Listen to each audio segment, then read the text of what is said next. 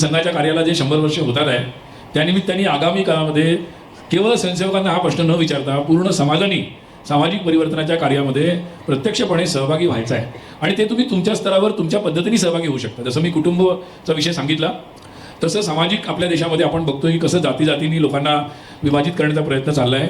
तर आपल्या प्रत्येक परिवाराने याकरता प्रयत्न करण्याची गरज आहे की आमच्या संपर्कामध्ये, आमच्या कार्यक्रमामध्ये, आमच्या उत्सवामध्ये, आमच्या उत्सवामध्ये समाजातल्या सगळ्या वर्गातले लोक आमंत्रित असले पाहिजे, आपल्या फ्रेंड लिस्टमध्ये असले पाहिजे, आपला संपर्क संबंध असला पाहिजे.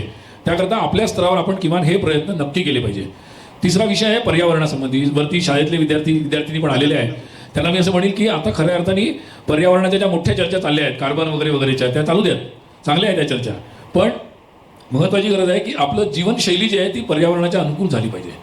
आपण जर मार्केटमध्ये आपण डिमांडच तशा बनवल्या तर मग मार्केट पण तसं होईल. नाही तर मग मार्केटनुसार आपण आपल्या डिमांड बदलत गेलो तर पर्यावरणाची अशी तशीच होईल. तेव्हा आपल्याला पर्यावरणाच्या अनुकूल जगायचं आहे आणि हे ठरलं तर मार्केटसुद्धा त्यानुसार बनेल, त्यानुसार उत्पादनं बनतील, तर बराच प्रश्न सुटेल. त्यामुळे आपली जीवनशैली. आणि चौथा विषय आता राईट्सवर बरीच चर्चा झालेली आहे. तर नागरिक कर्तव्य म्हणून जे आहे आपले, फक्त सिग्नल नाही आहे, ते रोजची कामं आहेत. म्हणजे अगदी अडचणीत असलेल्या माणसांना मदत करणं, चांगला नागरिक म्हणून देशाच्या सुरक्षेकडे लक्ष देणं, देशात कोणी अपघात झाला त्याला मदत करणं, अशी बरीच नागरिक कर्तव्य आहे. तेव्हा नागरिक कर्तव्याकडे आपल्या सगळ्यांचं लक्ष असणं आणि आपल्या देशामध्ये आपल्याला आता स्व जागवायचं आहे किंवा आपली स्वभाषा, स्वभूषा, स्वदेशी यावर भर द्यायचा आहे. तेव्हा आपल्या सगळ्यांना ही मनस्थिती बनवली पाहिजे की आपल्या भाषेमध्ये पण आपण शिक्षण घेऊन पुढे जाऊ शकतो.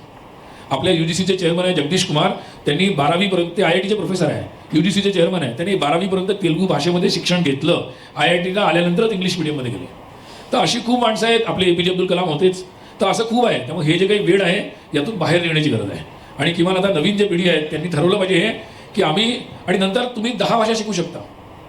तेव्हा या अर्थाने एक प्रखर, बुद्धिमान, तेजस्वी अशी नवीन पिढी आपल्याकडे येते आहे. त्यांच्याकडे AI पण आहे, ट्रान्सलेशनच्या नवीन व्यवस्था आहेत. त्यामुळं जग खूप मोकळं आहे आपल्याकरता आणि उघडं आहे एकदम.